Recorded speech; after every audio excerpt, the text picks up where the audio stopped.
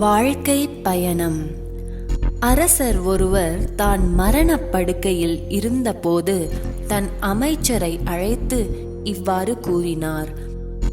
அமைச்சரே, நான் இறந்த பிறகு என்னுடைய பிணத்தை பெட்டியில் கிடத்தி இரு புறங்களிலும் 2 ஓட்டைகள் செய்து அந்த ஓட்டைகள் வழியாக எனது 2 கைகளையும் 2 புறங்களிலும் தொங்கவிட்டு இந்த நாடு முழுவதும் ஊர்வலமாக எடுத்து செல்லுங்கள்.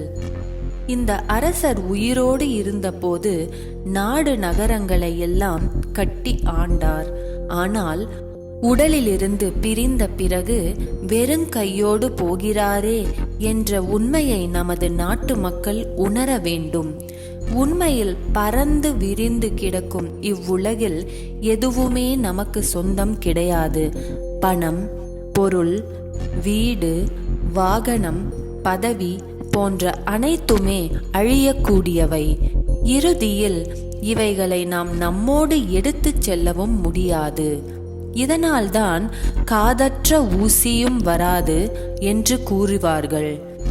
உயிருடன் இருக்கும் காலங்களில் நாம் செய்யும் பாவ புண்ணியங்கள்தான் நம்மோடு வரும். உயிரோடு இருக்கும் வரை உரிமை போராட்டங்கள் நடத்துகிறோம். ஆனால் உயிர் உடலை விட்டு பிரிந்ததும் உடலை கூட இங்கேயே விட்டுவிட்டு கடைசி வரை யாரோ என்ற கேள்விக்குறியோடு செல்கிறோம். உறவினர்களோ அல்லது நண்பர்களோ கூட நம்மோடு வர முடியாது. ஆத்மா தனியாகத்தான் தன் பயணத்தை தொடர்கிறது. இந்த உலகம் ஒரு நாடக மேடை. நாம் அனைவரும் நடிகர்கள். நாடகத்தின் இயக்குனர்தான் இறைவன். நாம் நம்முடைய பாகங்களை சரியாக நடிக்க வேண்டும். மற்றவர்களின் நடிப்பையும் ரசிக்க கற்றுக்கொள்ள வேண்டும்.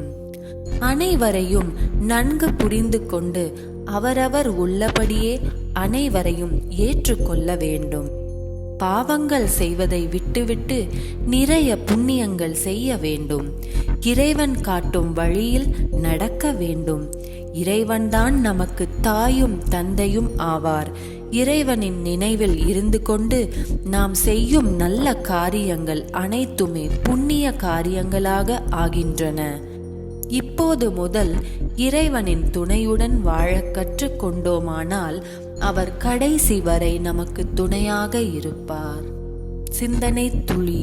நாம் செய்யும் புண்ணியங்கள்தான் நம்மை காக்கும் ஆயுதங்கள்.